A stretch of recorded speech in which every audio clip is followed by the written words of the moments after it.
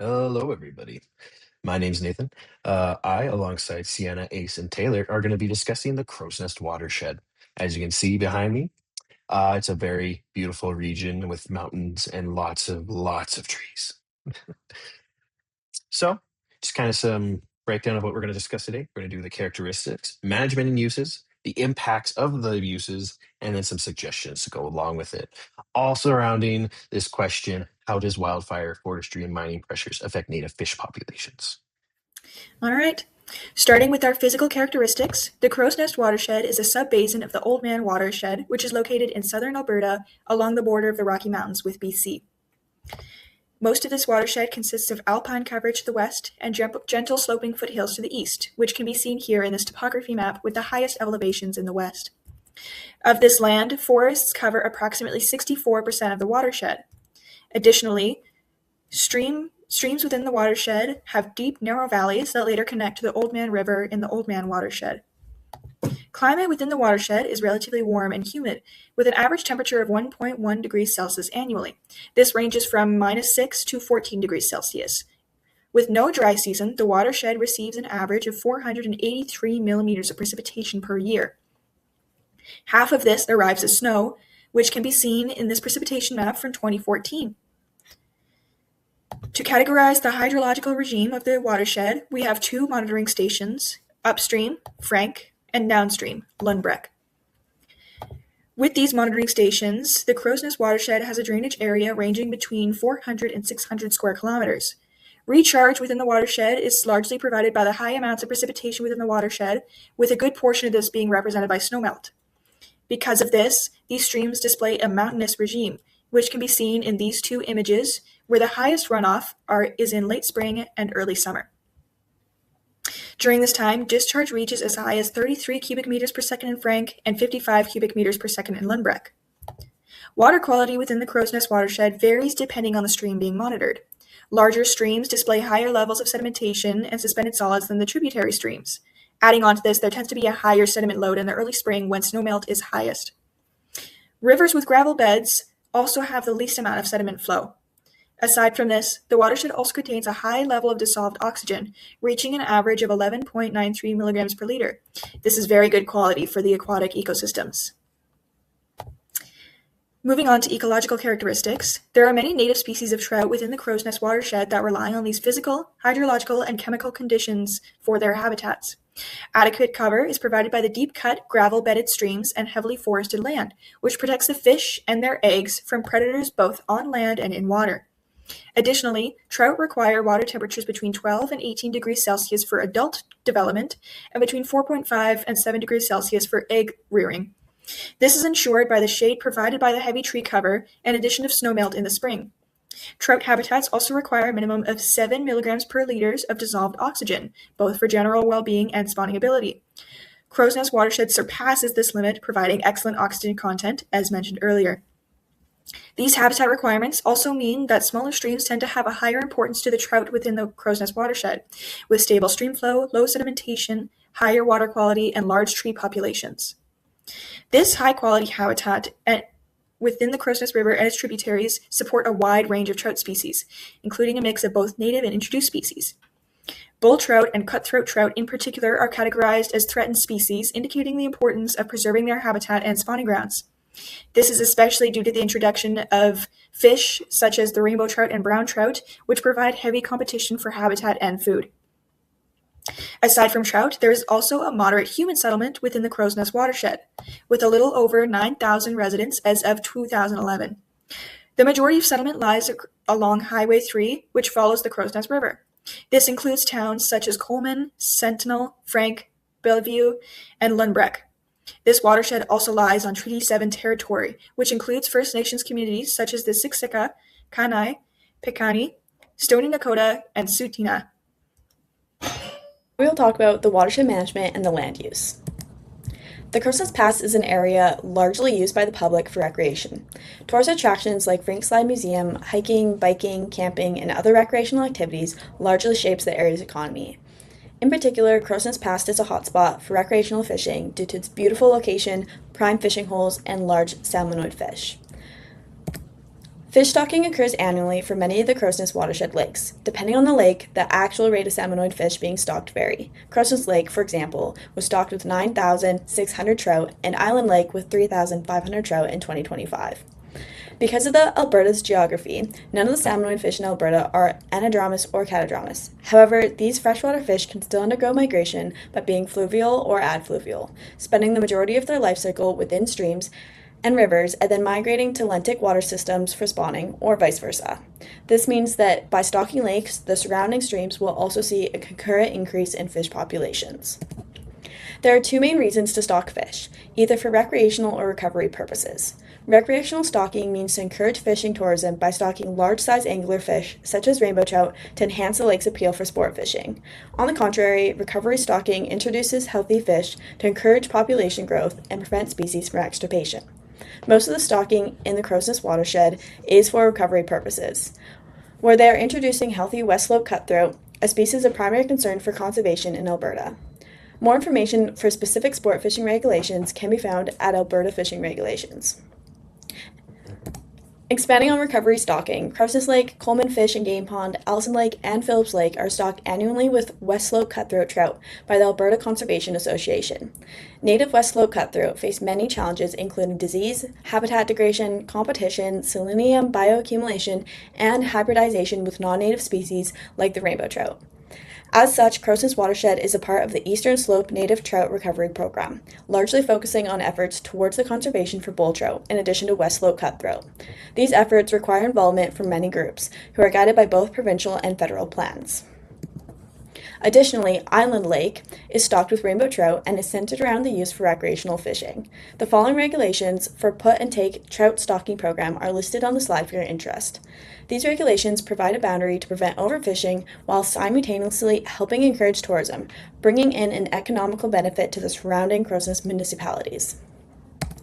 As previously mentioned, the Crowsnest Watershed is a very popular place for recreational fishing and other activities. However, with the spread of Whirling's disease and high selenium concentrations, these tourism spots are shifting. Fishing restrictions with limited or closure of some spots are being implemented, while other regulations and protocols are being placed to ensure further spread of the disease. For example, the thorough cleaning, draining, and drying of all equipment and boats used in the water is mandatory, which may deter some people with the added work involved. Fishing guides are now adapting to move from boat fishing to wading shore fishing to help minimize sediment disturbance, which can contribute to the spread of Whirling's disease. Additionally, there's a consumption advisory on brown trout, lake trout, and mountain whitefish from the Crowsnest Lake due to high selenium concentrations. Overall, these increasing regulations will surely reduce the tourism centered around fishing and other water activities, consequently affecting local businesses who depend on the source of income. Now let's dive into the industry use of the crow's nest. This region has a strong history of coal mining in the area, beginning in 1886 with underground and surface mining for coal.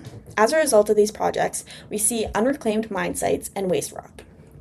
On the forestry side, the current forest management plan in place for the Crowsnest Watershed includes the allocation of 1,090 acres of forest for timber harvesting. Of these allocated acres, only about 600 have been harvested per year. A recent forest management plan was proposed for 2026, narrowing the area to 900 acres, but increasing total volume of harvest by 32%.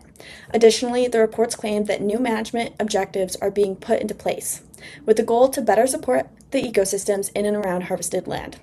However, this claim comes before any watershed assessment has been done and has been brought into question by conservation groups. Aside from this, timber harvest within the Crowsnest Watershed also includes post-fire salvage, which has further impact on its ecosystem. For a little bit of background context, Grassy Mountain Mine was a surface and underground mine, which was mined periodically from 1910 to 1975. The image on the slide shows surface mining on Tent Mountain that ran from 1948 to 1983 and resulted in a mine pit lake.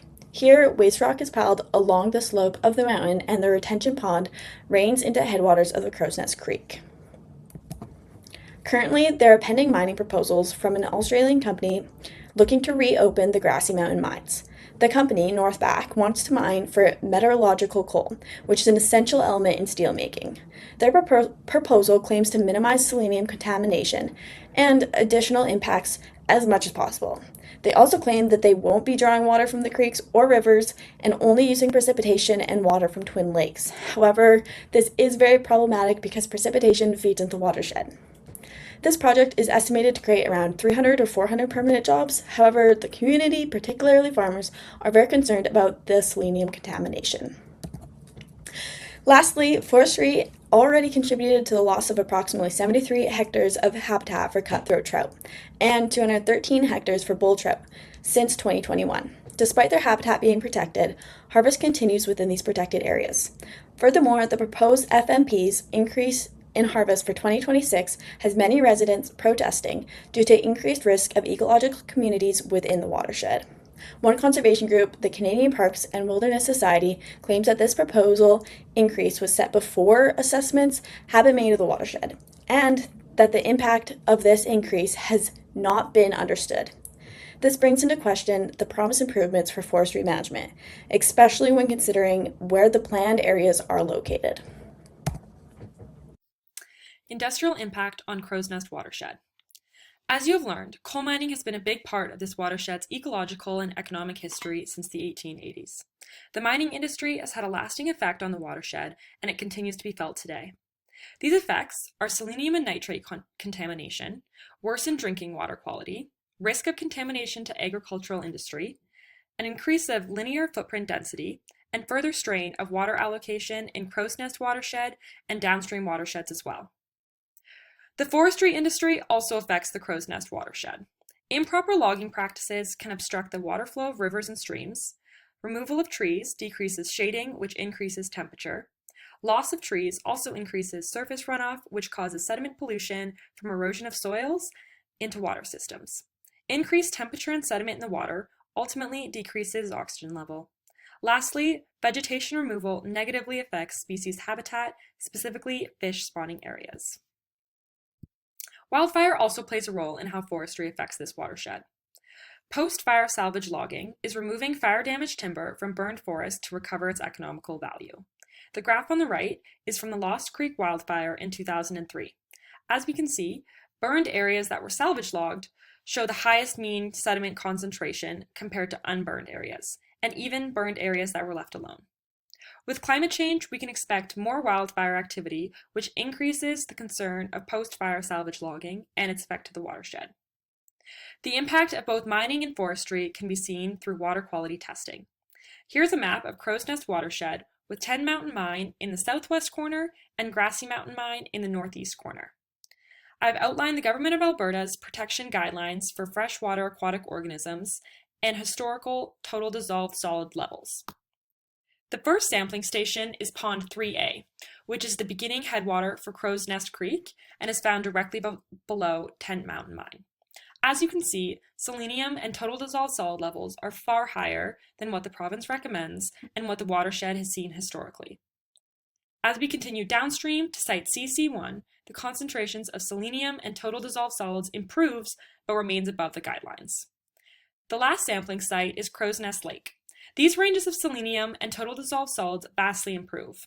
This is largely due to a wetland found upstream of the lake, which helps to filter contaminants. The overall impacts from industry to fish are increased sediment load, high selenium concentration, and vegetation loss. These factors impede successful development of fish eggs, cause developmental deformities, and destroy aquatic plant biota and fish habitat. Here is a bull trout suitability index. The figure on the left shows the historic suitability of this species, and the figure on the right shows its current suitability. Crowsnest Watershed is circled in blue at the bottom of the province. This graphic really brings together the impact that industry has had on fish species in the Crowsnest Watershed. Cool. So we're going to start with some suggestions as you guys. So we started by taking what the communities wanted, which is a thriving economy, better housing services, infrastructure, all while preserving natural amenities. Are these all possible though? it's a balancing act, really. These issues are very difficult to address while also preserving local ecosystems, especially because their economies are so intertwined with resource extraction, which is very hard on their surrounding environments. All right, so what's next? Uh, we suggest careful consideration of new future energy and resource projects, specifically in this case, the Grassy Mountains coal mine reopening. We believe that these should not be reopened. And we're not alone. Many Southern Alberta residents, as well as Piikani First Nation, do not want this place to be reopened. I have a quote from Laura Lang, who's a rancher near Nanton. And she says that there's a proud past in coal mining in Alberta. However, it's not in our future. Existing coal mines should be allowed to retire gracefully, but there is no new coal development in our future.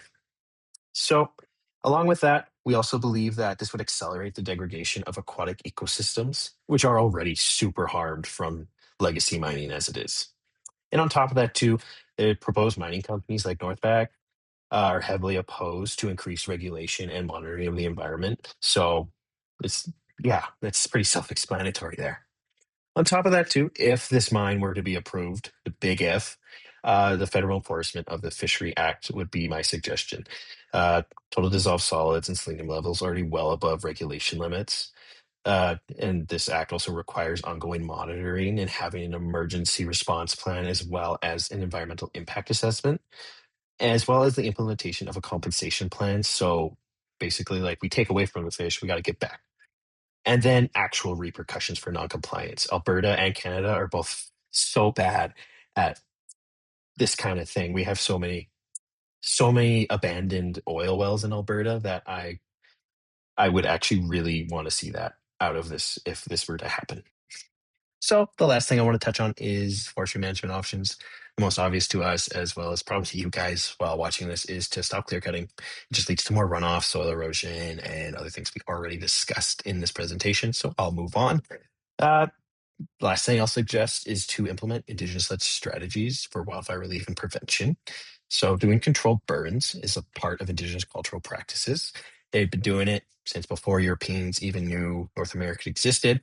So in doing this, I think it encourages Indigenous stewardship of protecting the environment, which is super important for reconciliation efforts as well as cultural vitalization, as well as it lessens the severity of wildfires, which is a bonus for the environment. So, in my opinion, this strategy is a win-win. So, a good example of this being implemented is in Waterton Lakes and in conjoint with the Kainai First Nation. So in 2022, they did this as pictured below here, small scale, a lot cooler fire. You can see people are standing right next to it, and it was very successful. So that's what I think we should do as well. That's it for us today. Thank you guys so much for watching, sticking around. We really appreciate it. Yeah. Good luck, everyone, on your finals, and have a good day. Bye-bye.